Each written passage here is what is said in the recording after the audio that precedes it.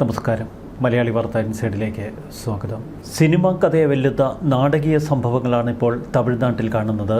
കാവേരി വിഷയത്തിൽ DMK നടത്തിയ പ്രതിഷേധത്തിനിടയിൽ നടി തൃഷയ്ക്കെതിരെയുള്ള ദ്വയാർത്ഥ പ്രയോഗം പ്രതിപക്ഷ നേതാവ് ഉദയനിധി സ്റ്റാലിൻ നടത്തുന്നു. തൃഷയെ മുഖ്യമന്ത്രി വിജയുമായി ചേർത്തുള്ള ദ്വയാർത്ഥ പ്രയോഗം. തൃഷയ്ക്കും വിജയിക്കുമെതിരെയുള്ള അശ്ലീല പരാമർശം ഞൊടിയിടയ്ക്കുള്ളിൽ സമൂഹ മാധ്യമങ്ങളിൽ വൈറലായി. തൃഷയെ അപമാനിച്ച ഉദയനിധി സ്റ്റാലിനെതിരെ കേസെടുക്കണമെന്ന ആവശ്യം തുടർന്ന് തമിഴ്നാട്ടിൽ ശക്തമായി. ഇപ്പോഴിതാ മുഖ്യമന്ത്രി വിജയ് അതിശക്തമായ ചില ഉത്തരവുകൾ നൽകിയിരിക്കുന്നു. മുഖ്യമന്ത്രി വിജയുടെ നിർദ്ദേശപ്രകാരം പോലീസ് ഉണർന്നു പ്രവർത്തിച്ചു. പ്രതിപക്ഷ നേതാവ് ഉദയനിധി സ്റ്റാലിനെ പോലീസ് വീട്ടിലിരുത്തി തൂക്കിയെടുത്തു. മുഖ്യമന്ത്രിയെ അപകീർത്തിപ്പെടുത്തിയെന്ന പരാതിയിലാണ് ഇപ്പോൾ പ്രതിപക്ഷ നേതാവ് ഉദയനിധി സ്റ്റാലിനെ പോലീസ് അറസ്റ്റ് ചെയ്തിരിക്കുന്നത്. പ്രതിപക്ഷ നേതാവ് ഉദയനിധി സ്റ്റാലിനെതിരെ 6 വകുപ്പുകൾ ചുമത്തിയാണ് പോലീസ് കേസെടുത്തത്. അറസ്റ്റ് ചെയ്യാനായി നീലാങ്കരയിലെ ഉദയനിധിയുടെ വീട്ടിൽ രാവിലെ തന്നെ പോലീസ് എത്തി. കാവേരി വിഷയത്തിൽ തഞ്ചാവൂരിൽ നടത്തിയ പ്രതിഷേധത്തിനിടയിൽ നടത്തിയ പരാമർശമാണ് ഇപ്പോൾ ഉദയനിധി സ്റ്റാലിൻ്റെ അറസ്റ്റിൽ കൊണ്ടുചെന്നെത്തിച്ചത്. ഉദയനിധി സ്റ്റാലിൻ്റെ അറസ്റ്റ് തടയാൻ മദ്രാസ് ഹൈക്കോടതിയിൽ DMK അടിയന്തര ഹർജി ഫയൽ ചെയ്തിരുന്നു. ഇന്ന് ഉച്ചയ്ക്ക് കേസ് കോടതി പരിഗണിക്കും. ഉച്ചവരെ ഉദയനിധിയെ അറസ്റ്റ് ചെയ്യരുത് എന്ന് കോടതി ഉത്തരവുമിട്ടിരുന്നു. എന്നാൽ ഇതിനു മുൻപ് പോലീസ് തിടുക്കപ്പെട്ട് പ്രതിപക്ഷ നേതാവ് ഉദയനിധി സ്റ്റാലിനെ കസ്റ്റഡിയിലെടുക്കുകയായിരുന്നു. ഇക്കഴിഞ്ഞ ദിവസം തഞ്ചാവൂരിൽ സംഘടിപ്പിച്ച DMK പരിപാടിയിൽ വെച്ചാണ് വിജയെയും തൃഷയെയും ബന്ധപ്പെടുത്തി ഉദയനിധി അശ്ലീല പരാമർശം നടത്തിയത്. ഉദയനിധി സ്റ്റാലിനെ കസ്റ്റഡിയിലെടുത്തതിൽ പ്രതിഷേധിച്ച് DMKയുടെ വ്യാപക പ്രതിഷേധം. റോഡുകൾ ഉപരോധിച്ചുകൊണ്ട് പ്രവർത്തകർ അതിശക്തമായ വികാരം പങ്കുവയ്ക്കുന്നു. പോലീസ് കസ്റ്റഡിയിലെടുത്ത് മുന്നോട്ടു പോകുമ്പോൾ വാഹനത്തിന്റെ ജാലകത്തിലൂടെ പുറത്തേക്ക് തലയിട്ട് ഉദയനിധി അണികളെ അഭിസംബോധന ചെയ്തു.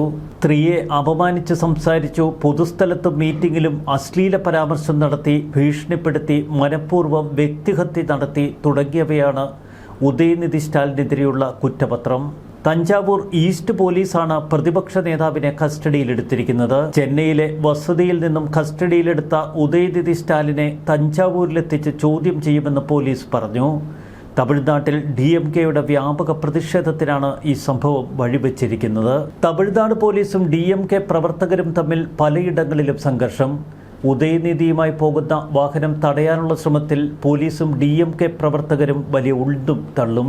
തമിഴ്നാട് പ്രതിപക്ഷ നേതാവ് ഉദയനിധി സ്റ്റാലിനെ കസ്റ്റഡിയിലെടുത്തതിൽ പ്രതിഷേധിച്ച് പാർലമെന്റിൽ വലിയ ബഹളം. DMK നേതാക്കൾ നടുത്തളത്തിലിറങ്ങി പ്രതിഷേധിക്കുന്നു. തന്റെ പ്രസംഗത്തിൽ തൃഷയ്ക്കെതിരെ വിജയ്ക്കെതിരെ തെറ്റായി താൻ ഒന്നും പറഞ്ഞിട്ടില്ല എന്നതാണ് ഉദയനിധി സ്റ്റാലിന്റെ വിശദീകരണം. കസ്റ്റഡിയിലെടുത്ത ഉദയനിധി സ്റ്റാലിനുമായി പോലീസ് തഞ്ചാവൂരിലേക്ക് നീങ്ങുമ്പോൾ വലിയ ആശങ്കയാണ് ഇപ്പോൾ തമിഴ്നാട്ടിൽ. ഉദയനിധി സ്റ്റാലിൻ തൃഷയ്ക്കും വിജയ്ക്കുമെതിരെ അശ്ലീല പരാമർശം നടത്തിയതിനെതിരെ സംസ്ഥാന വ്യാപകമായ പ്രതിഷേധം നടത്താൻ ഇന്ന് രാവിലെ TVK നേതാക്കൾ ആഹ്വാനം ചെയ്തു. ഇതിന് പിന്നാലെയാണ് തഞ്ചാവൂർ പോലീസ് ഉദയനിധി സ്റ്റാലിൻ്റെ വീട്ടിലെത്തി അദ്ദേഹത്തെ കസ്റ്റഡിയിലെടുത്തത്. ഉദയനിധി സ്റ്റാലിനെതിരെയുള്ള പരാതി ദേശീയ വനിതാ കമ്മീഷനിലുമെത്തി. TVK വനിതാ വിഭാഗത്തിന്റെ ചുമതല വഹിക്കുന്ന ഭൈരവിയാണ് ദേശീയ വനിതാ കമ്മീഷനിൽ പരാതി നൽകിയത്.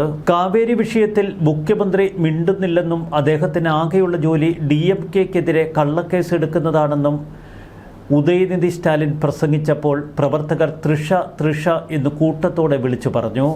പിന്നീട് പ്രസംഗം നിർത്തിയതിനു ശേഷം ഉദയനിധി നടത്തിയ പരാമർശമാണ് വിവാദമായത്. ദ്വയാർത്ഥ പ്രയോഗത്തിന് ഉദയനിധിയെ അറസ്റ്റ് ചെയ്യണമെന്ന് തുടർന്ന് സമൂഹ മാധ്യമങ്ങളിൽ വലിയ ആക്രോശം. അറപ്പുളവാക്കുന്ന പരാമർശമെന്നാണ് TVK MLA രേവന്ത് ചരൺ സമൂഹ മാധ്യമത്തിൽ കുറിച്ചത്. അങ്ങേയറ്റം വെറുപ്പുളവാക്കുന്ന പരാമർശം.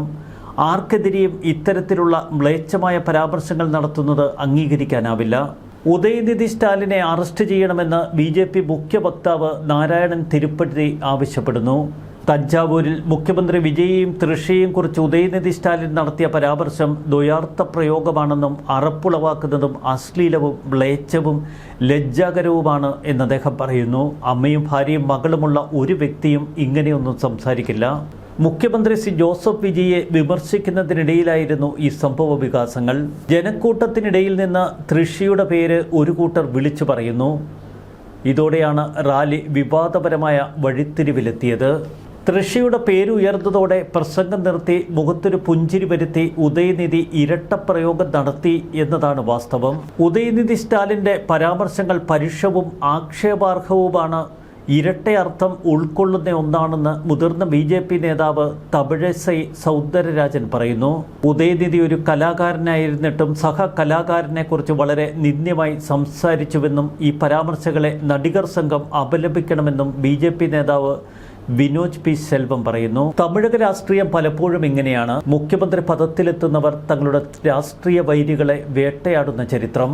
തനിക്കെതിരെ ആക്ഷേപകരമായ പരാമർശം നടത്തിയാൽ അവരെ പോലീസിനെ ഉപയോഗിച്ച് അറസ്റ്റ് ചെയ്യിപ്പിക്കുമെന്ന സന്ദേശമാണ് ഇപ്പോൾ മുഖ്യമന്ത്രി ജോസഫ് വിജയ് നൽകുന്നത്.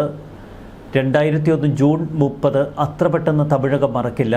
അന്ന് പുലർച്ചെ 2 മണിയോടെ ചെന്നൈയിലെ വസതിയിൽ നിന്ന് കരുണാനിധിയെ കിടക്കയിൽ നിന്ന് വലിച്ചിഴച്ച് പോലീസ് കൊണ്ടുപോകുന്ന കാഴ്ച.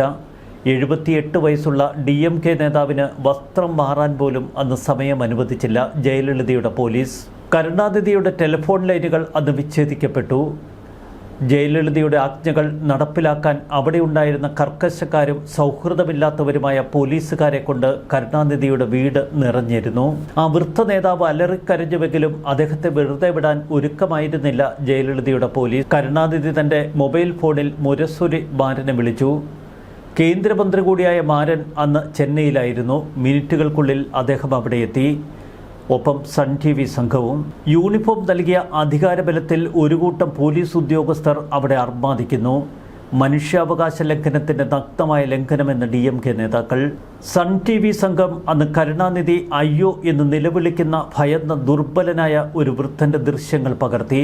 കരുണാനിധിയെ പോലീസുകാർ ആ കെട്ടിടത്തിൻ്റെ മുകൾ നിലയിൽ നിന്ന് ഒരു കുറ്റവാളി എന്നതുപോലെ പടികളിലൂടെ താഴേക്ക് വലിച്ചിറക്കുന്ന ദൃശ്യങ്ങൾ. അദ്ദേഹത്തിൻ്റെ ഒരു കാലിൽ നിന്ന് ചെരുപ്പ് തെറിച്ചു പോകുന്നു. സംസ്ഥാനത്തൊട്ടാകെയുള്ള ജനങ്ങൾ ഒരു ഞെട്ടലോടെയാണ് ഈ ദൃശ്യങ്ങൾ നോക്കിക്കണ്ടത്. പോലീസിനോട് അറസ്റ്റ് വാറന്റ് ഹാജരാക്കാൻ മാരൻ ആവശ്യപ്പെടുന്നു. എന്നാൽ പരുഷമായ മറുപടിയാണ് പോലീസ് നൽകിയത്. വൃദ്ധനും ഹൃദ്രോഗിയുമായ കരുണാനിധിയെ എന്തുകൊണ്ടാണ് ജയലളിത ഇത്തരത്തിൽ വേട്ടയാടിയത്? അതിന് പഴയ ചില കഥകളുണ്ട്. സ്ഥലത്തെത്തിയ DMKയിലെ മറ്റൊരു കേന്ദ്രമന്ത്രി TR ബാലുവിനോടും പോലീസ് പരുഷമായ പെരുമാറ്റമാണ് നടത്തിയത്. DMK ഭരണകാലത്ത് ചെന്നൈയിലെ ഫ്ലൈ ഓവറുകൾ നിർമ്മിക്കുന്നതിൽ അഴിമതി നടന്നു എന്ന ആക്ഷേപത്തിലും പരാതിയിലുമാണ് അന്ന് കരുണാനിധിയുടെ അറസ്റ്റ്. MK സ്റ്റാലിനും കരുണാനിധിയും ഉൾപ്പെടെയുള്ളവർ ആ കേസിൽ പ്രതികൾ.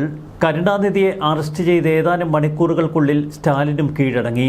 വലിയ തരംഗമാണ് ഈ സംഭവം തമിഴ്നാട്ടിലും ഡൽഹിയിലും സൃഷ്ടിച്ചത്. പ്രതിരോധ മന്ത്രി ജോർജ് ഫെർണാണ്ടസിൻ്റെ നേതൃത്വത്തിലുള്ള ഭരണകക്ഷി NDAയിൽ നിന്നുള്ള ഒരു സംഘം ഡൽഹിയിൽ നിന്ന് ചെന്നൈയിലെത്തി. അവർ ചെന്നൈയിലെ സെൻട്രൽ ജയിലിലെത്തി കരുണാനിധിയെ സന്ദർശിച്ചു. തമിഴ്നാട്ടിൽ രാഷ്ട്രപതി ഭരണത്തിന് ശുപാർശ ചെയ്യുകയും ചെയ്തു. എന്നാൽ വൻ ജനകീയ ഭൂരിപക്ഷത്തിൽ അധികാരത്തിലേറിയ ജയലളിതയെ പുറത്താക്കാൻ അന്ന് വാജ്പേയി സർക്കാരിന് ഭയം. ഒടുവിൽ കരുണാനിധിയുടെ പ്രായം കണക്കിലെടുത്ത് അദ്ദേഹത്തെ മോചിപ്പിക്കാൻ അന്ന് മുഖ്യമന്ത്രിയായിരുന്ന ജയലളിത മാനുഷിക പരിഗണനയുടെ അടിസ്ഥാനത്തിൽ ഉത്തരവിടുന്നു. ഒരു മുൻ മുഖ്യമന്ത്രിയെ രാത്രിയുടെ മറവിൽ അദ്ദേഹത്തിൻ്റെ വീടിൻ്റെ വാതിലിൽ മുട്ടി അറസ്റ്റ് വാറണ്ട് പോലും ഇല്ലാതെ അറസ്റ്റ് ചെയ്തു കൊണ്ടുപോയ തമിഴ്നാട് പോലീസ്. DMK അന്ന് ചില വിശദീകരണങ്ങൾ നടത്തി. മുൻപ് കരുണാനിധിയുടെ കാലത്ത് ജയലളിതയെ അറസ്റ്റ് ചെയ്ത സംഭവം. 1996 ജയലളിതയുടെ മുൻകൂർ ജാമ്യാപേക്ഷകളൊക്കെ ഹൈക്കോടതി തള്ളിയതിനു ശേഷമാണ് അവരെ അറസ്റ്റ് ചെയ്തത് എന്ന് DMK നേതാക്കൾ വിശദീകരിച്ചു. വരാനിരിക്കുന്ന അറസ്റ്റിനെക്കുറിച്ച് അവരെ നേരത്തെ തന്നെ ധരിപ്പിച്ചിരുന്നു. നേരം പുലർന്ന് വേണ്ടത്ര അറിയിപ്പുകൾ നൽകിയതിനു ശേഷം കുളിക്കാനും വസ്ത്രം ധരിക്കാനും പൂജ നടത്താനും പതിവ് പ്രഭാത ഭക്ഷണം കഴിക്കാനും ജനങ്ങളെ അഭിസംബോധന ചെയ്യാനും അനുവദിച്ചതിന് ശേഷമായിരുന്നു ജയലളിതയുടെ അറസ്റ്റ്. 1989 മാർച്ച് 25 തമിഴ്നാട് നിയമസഭയിൽ സംഭവിച്ച നാടകീയ സംഭവങ്ങൾ. അന്ന് 41 വയസ്സുള്ള ഒരു വനിതാ നിയമസഭാംഗം അഴിഞ്ഞാടിയ മുടിയും കീറിയ സാരിയും കണ്ണീരുമായി നിയമസഭയിൽ നിന്നിറങ്ങിപ്പോകുന്നു. തമിഴ്നാട് രാഷ്ട്രീയ ചരിത്രത്തിലെ കറുത്ത ദിനമെന്നാണ് ഈ ദിവസം അറിയപ്പെടുന്നത്. All India Anna Dravida Munnetra Kazhagam general secretary Edappadi K Palaniswami ഈ സംഭവത്തെ തമിഴ്നാടിൻ്റെ കറുത്ത ദിനമെന്ന് വിശേഷിപ്പിച്ചു. അന്ന് നിയമസഭയിൽ നിന്ന് ഇറങ്ങിപ്പോയത് ജയലളിത എന്ന രാഷ്ട്രീയ നേതാവ്. അന്നവർ നിയമസഭാ ഹാളിൽ നിന്ന് പുറത്തേക്ക് ഇറങ്ങുമ്പോൾ തൻ്റെ അഴിച്ച മുടിയിൽ തൊട്ട് ഈയൊരു ശപഥം ചെയ്തു. ഇനി തിരികെ നിയമസഭയിൽ തന്നെ എത്തുന്നുവെങ്കിൽ ഈ നിയമസഭയുടെ തമിഴ്നാടിൻ്റെ മുഖ്യമന്ത്രിയായി. തമിഴ്നാട്ടിലെ ആദ്യ വനിതാ പ്രതിപക്ഷ നേതാവും പിന്നീട് 6 തവണ മുഖ്യമന്ത്രിയുമായ ജയലളിതയുടെ ശപഥം വെറുതെയായില്ല. തമിഴ്നാട് നിയമസഭ സ്ത്രീകൾക്ക് സുരക്ഷിതമായ ഇടമായി മാറുന്നതുവരെ താൻ സഭയിലേക്ക് എത്തില്ല എന്നായിരുന്നു അവരുടെ ശപഥം. ജയലളിതയെ മുന്നോട്ട് നയിച്ച തീയായിരുന്നു ആ എപ്പിസോഡ്. മുൻ നടിയായിരുന്ന ജയലളിത 2016 മരിക്കുന്നതുവരെ പിന്നീട് AIADMK നയിച്ചു. പ്രതിപക്ഷ നേതാവ് ജയലളിതയുടെ സാരി നിയമസഭയിൽ വലിച്ചിഴച്ചു. അവരുടെ സാരി വലിച്ചു കീറി. അവിടെ ഇരുന്ന DMK അംഗങ്ങൾ അവരെ പരിഹസിച്ചു. എന്നാൽ കേവലം 2 വർഷങ്ങൾക്കുള്ളിൽ തമിഴ്നാടിൻ്റെ മുഖ്യമന്ത്രിയായി അവർ നിയമസഭയിൽ തിരികെ എത്തുന്നു. തമിഴ്നാട് നിയമസഭയിൽ ബജറ്റ് അവതരിപ്പിക്കാൻ കരുണാനിധി എന്ന മുഖ്യമന്ത്രി എത്തുന്ന ദിവസം ആ ബജറ്റ് അവതരിപ്പിക്കാൻ തങ്ങൾ അനുവദിക്കില്ല എന്നതായിരുന്നു പ്രതിപക്ഷത്തിൻ്റെ മുന്നറിയിപ്പ്. ഒടുവിൽ DMK അംഗങ്ങൾ കോപാകുലരായി നിയമസഭയുടെ നടുത്തളത്തിലെത്തുന്നു. അവിടെയാണ് കാര്യങ്ങൾ കയ്യാങ്കളിയിലെത്തുന്നത്. പിന്നീട് ജയലളിതയും കരുണാനിധിയും തമ്മിലുള്ള രാഷ്ട്രീയ യുദ്ധം മറ്റൊരു തലത്തിലേക്ക് കടന്നു. 1989 തമിഴ്നാട് തെരഞ്ഞെടുപ്പിൽ AIADMKയുടെ ജയലളിത വിഭാഗം നേടിയത് വെറും 27 സീറ്റുകൾ. 234 അംഗ നിയമസഭയിൽ DMKക്ക് 150.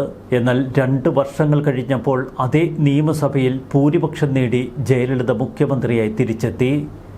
കരുണാനിധിയെ പിന്നീട് തൻ്റെ പോലീസിനെ ഉപയോഗിച്ച് അറസ്റ്റ് ചെയ്യിപ്പിച്ച ജയലളിത. രാഷ്ട്രീയ വൈര്യം പലപ്പോഴും തമിഴ്നാട്ടിൽ ഇങ്ങനെയൊക്കെയാണ് നമുക്ക് കാണാൻ കഴിയുന്നത്. അതിൻ്റെ സമാന ചരിത്രത്തിൻ്റെ ആവർത്തനമാണ് ഇപ്പോൾ ഉദയനിധി സ്റ്റാലിനെ കസ്റ്റഡിയിലെടുത്തത് വഴി തമിഴ്നാട് രാഷ്ട്രീയത്തിൽ ആവർത്തിക്കുന്നത്. വിജയ് അങ്ങനെ വെറുതെ ഇരിക്കുന്ന പ്രകൃതക്കാരനല്ല. ന്യൂസ് ഡെസ്ക് മലയാളി വാർത്ത.